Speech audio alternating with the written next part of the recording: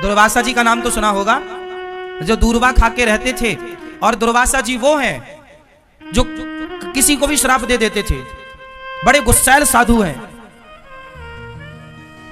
एक बार उन्होंने एक भक्त से पंगा ले लिया। भागवत जी में कथा है, एक भक्त थे, नाम था अम्बरीश। क्या नाम था? क्या नाम था? अम्बरीश। अम्बरीशो महाभागा सप्तद्वीपवती महिम। एक अम्बरीश नाम के भक्त थे। वो बेचारे इतने बड़े भक्त थे, सप्तद्वीपवती महिम, 7वां द्वीप के संपूर्ण विश्व के राजा थे अम्बरीश, लेकिन बहुत बड़े भक्त थे। अपने हाथ से गेहूं पीसते थे चक्की से, अपने हाथ से रोटी बनाते थे, अपने हाथ से भगवान को भोग लगाते थे, और भगवान के पूजा के बर्तन अपने हाथ से साफ करते थे। भगवान की ड्रेस, भगवान के वस्त्र अपने हाथ से बनाते थे, भगवान की माला अपने हाथ से बनाते थे, भगवान के लिए पुष्प खुद तोड़ कर लाते थे, जमीन में सोते थे। ऐसे श्रेष्ठ भक्त थे अम्बरीश जी। और वो एकादशी बहुत करते थे। एकादशी के दिन निराहार रहते थे, कोई जलपान नहीं। द्वादशी के दिन ब्राह्मणों को भोग लगाकर, ब्राह्मणों को भोजन पवाकर, और फिर वो पाते थे। एकादशी में बड़ी निष्ठा थी। एक दिन एक घटना घट गई। दुर्वासा जी आ गए। कब आए? द्वादशी के दिन। और द्वादशी का नियम होता है, एकादशी का नियम होता है कि द्वादशी को ही पारण कर लेना चाहिए। पारण मतलब कुछ खा लेना चाहिए, तब व्रत पूरा होता है। क्या पाना चाहिए? कभी जगन्नाथ जी जाया करो तो जगन्नाथ जी में वहां सूखा चावल मिलता है प्रसाद में, गुलाबी कलर के कपड़े में लिपटा हुआ मिलता है वहां, 10 रुपए 20 रुपए में। वो जगन्नाथ जी का प्रसाद वहां के भक्त ना सुखा लेते हैं। भात होता है ना, भात चावल सुखा लेते हैं, फिर उसको 10 रुपए 20 रुपए में प्रसादी बिकता है, वो ले आया करो। और जब भी एकादशी आया करे तो जगन्नाथ जी का वही चावल के प्रसाद से द्वादशी को व्रत पूरा किया करो। द्वादशी को, एकादशी को चावल नहीं खाना चाहिए, पर द्वादशी को चावल जरूर खाना चाहिए। और कौन सा चावल? इस धरती में सबसे श्रेष्ठ चावल क्या हो सकता है? जगन्नाथ जी का भात सबसे उत्तम। जगन्नाथ के भात को जगत पसारे हाथ। भगवान जगन्नाथ जी का प्रसाद सबके घर में होना चाहिए।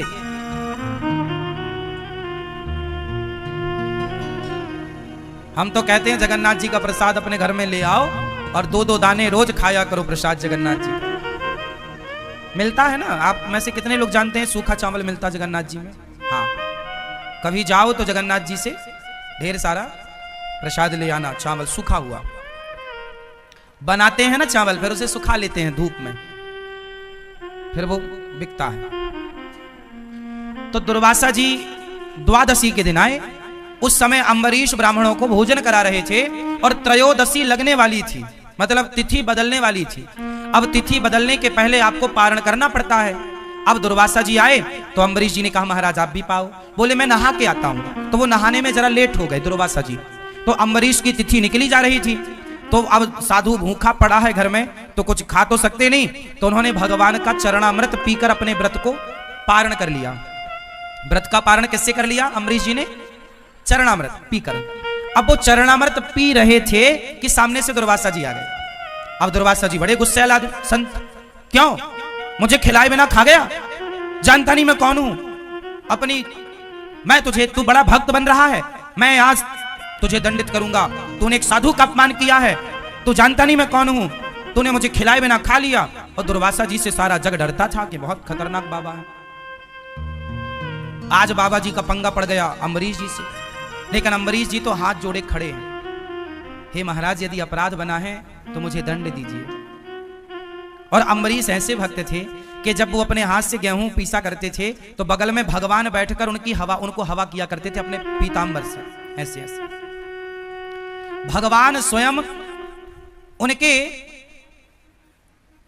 प्रेम में बिक चुके थे। भगवान स्वयं उनके प्रेम में बिक चुके थे। जब जब अम्बरीश भगवान की सेवा करते तो भगवान स्वयं उनकी सेवा करते।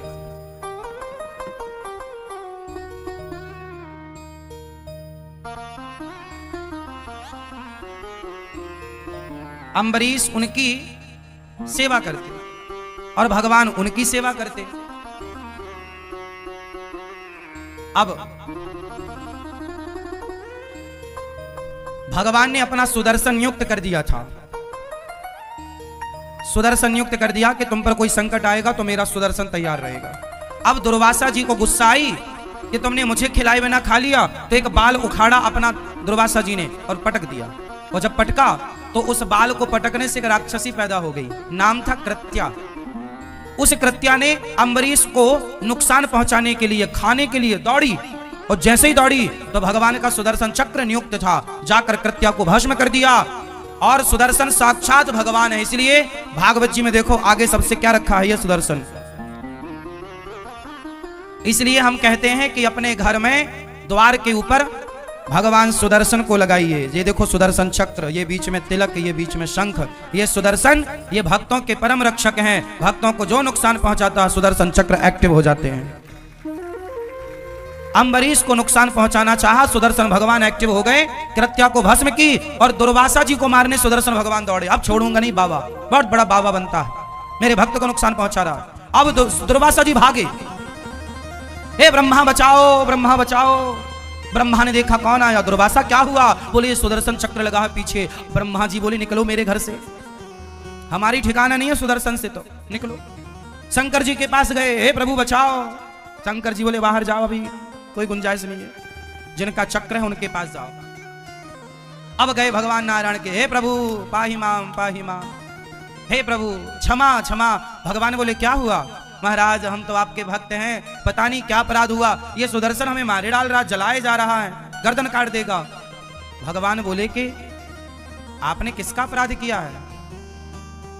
सुदर्शन जी बोले प्रभु इसने जो आपके आश्रित भक्त है अम्बरीश, उसे नुकसान पहुंचाना चाहा है बाबा जी ने, छोड़ूंगा नहीं। अब भगवान बोले तो फिर मैं भी सेवा नहीं कर पाऊंगा आपकी इस बार। अब दुर्वासा जी घबराए कि जब भगवान नहीं बचा रहे हैं तो अब कौन बचाएगा। अब दुर्वासा जी घबराए, चरणों में गिर पड़े, प्रभु आप बताओ मैं क्या करूं। भगवान बोले जिसका अपराध किया है उस भक्त से जाकर क्षमा मांगो, वो क्षमा कर देंगे तो ये चक्र शांत हो जाएगा।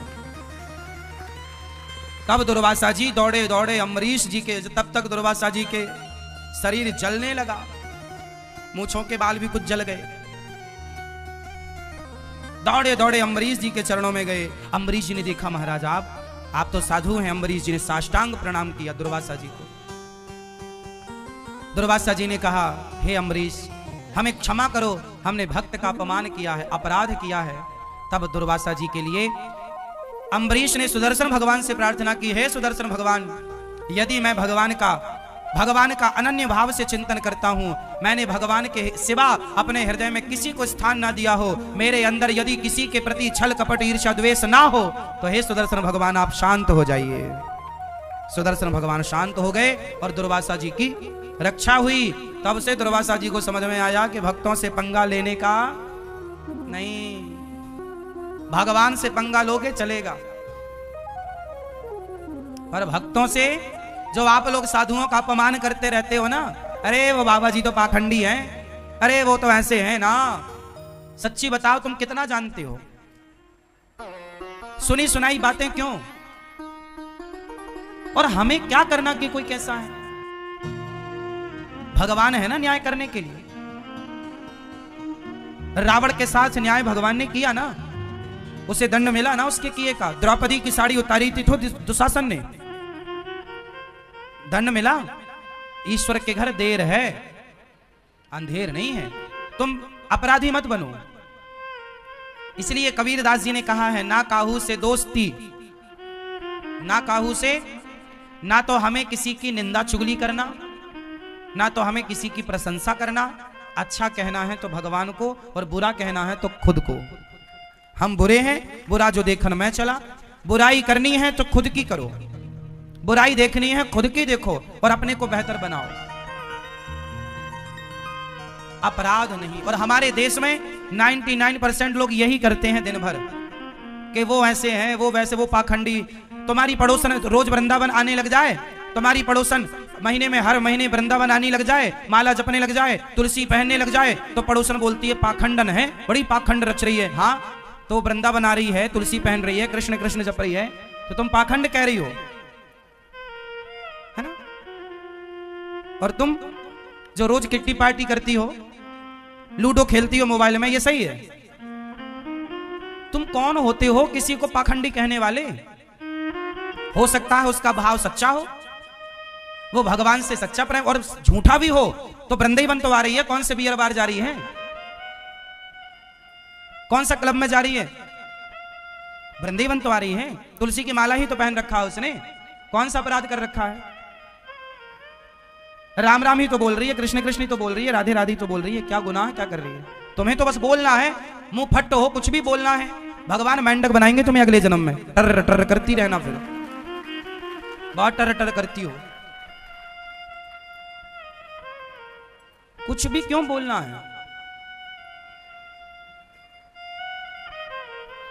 तुम शराबी को कभी ये नहीं कहते कि ये पाखंडी है, शराबी को कभी तुम शराबी नहीं कहते, शराबी की तुम बुराई नहीं करते। पर तुम्हारे पड़ोस में 4 लोग शराबी हैं, और तुम्हारे पड़ोस की 4 स्त्रियां हैं, 4 लड़कियां हैं जो रोज रात को शराब पीने के लिए वहां जाती हैं क्लबों में। तो तुमने उनके लिए नहीं बोला कि ये पाखंड है, ये कहा तुम क्लबों में जाके शराब पी रही हो, रात रात पूरी रात नाचती है लड़की और लड़के, लोग उन्हें कुछ नहीं कहते, पर कोई एक भजन करने लग जाए तो सारा गांव सारा समाज उसे पाखंडी कहने लग जाता, तुम बड़े पाखंडी हो। अब बताओ भाई, जमाना कितना उल्टा हो गया है। जो खुलेआम गलत कर रहा है उस गलत को कोई गलत नहीं कह रहा है, पर कोई सही करे तो सही को लोग गलत कहते हैं। अब ये कलयुग ही नहीं तो क्या है? अंधे हो, धृतराष्ट्र हो, फिर तुम गांधारी हो, पट्टी बंधी है आंखों में, जो तुम सही और गलत को पहचान नहीं पा रहे हो। कोई मांस ना खाए तो मांस खाने वाले लोग उस पर चढ़ाई कर देते, अरे तुम गलत हो, सारे लोग खा रहे हैं मांस, तुम क्यों नहीं खाती हो? यदि परिवार में सारे लोग मांसाहारी हैं और कोई लड़की मांस छोड़ दे, कोई लड़का मांस छोड़ दे, तो घर वाले टूट पड़ते, अरे तुम क्यों नहीं खा रही हो? मतलब भैया हम नहीं खा रहे हैं, गलत है ये किसी की हत्या करना। तो वो लोग क्या कहते, नहीं तुम गलत हो, जो खा रहे हैं वो अपने आप को सही साबित कर दे, नहीं जी तुम गलत हो। क्यों? वो क्यों सही कह रहे हैं? क्योंकि उनके खिलाफ कोई चला गया सही राह पर। वो क्या चाहते हैं कि हम गलत हैं तो तुम भी रहो। चोर चोर मौसेरे भाई, तुम सही क्यों चली गई?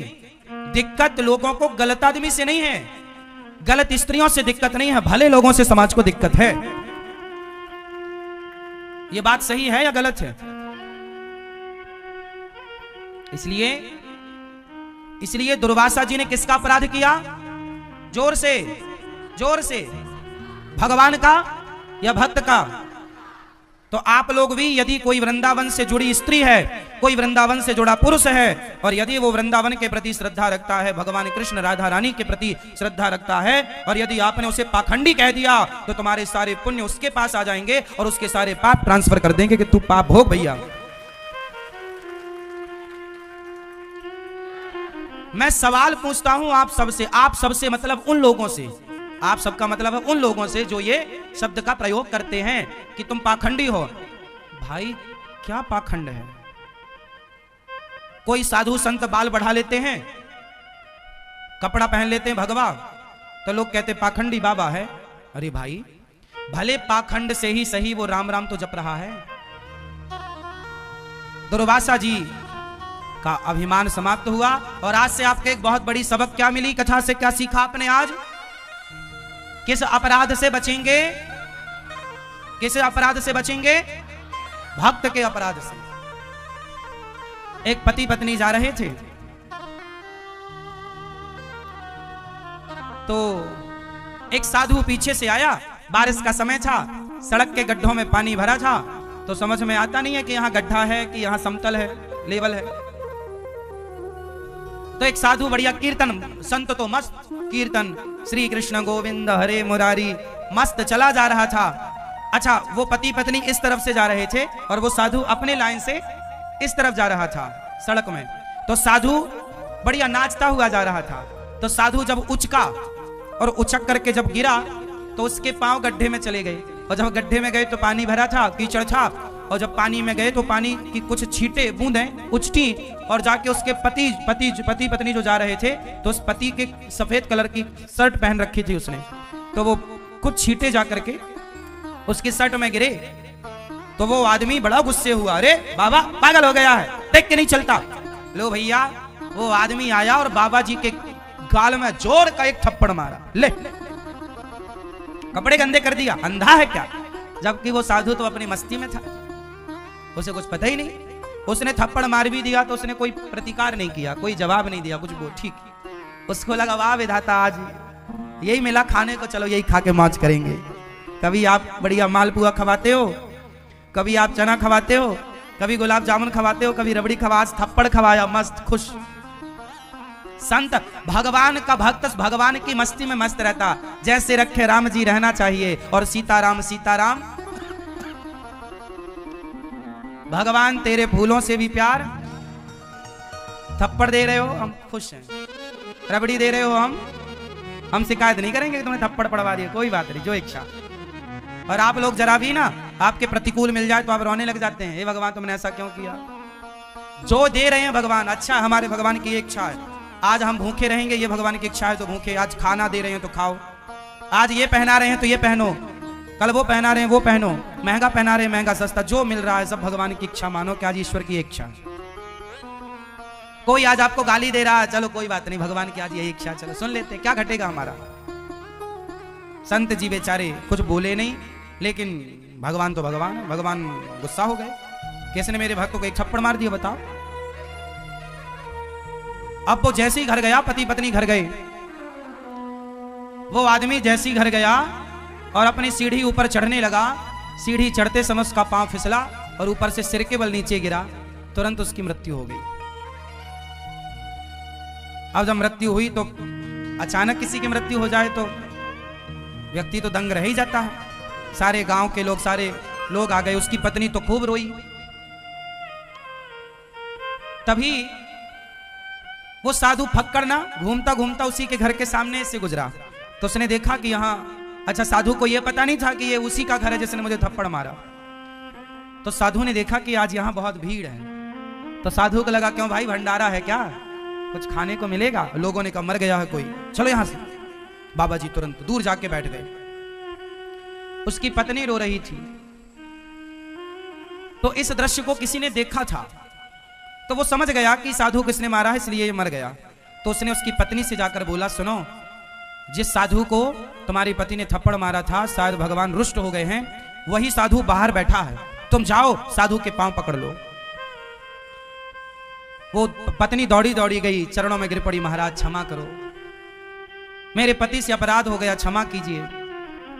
साधु बोला, देवी कौन सा अपराध, आपको थप्पड़ मारा था ना अभी थोड़ी देर पहले गाल में, ये मेरे पति वही है, मृत्यु हो गई। संत ने कहा, मेरा कोई रोल नहीं है, तेरे यार ने मुझे मारा तो मेरे यार ने भी इसे मार दिया, हिसाब बराबर।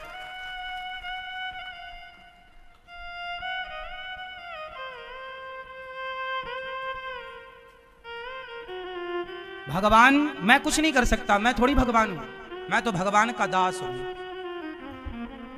ये ईश्वर का विधान है। उसने थप्पड़ मारा तो मैं दुखी नहीं हुआ, और ये मर गया उसका दंड पाकर तो मैं खुश नहीं हूं, ये ईश्वर का विधान है।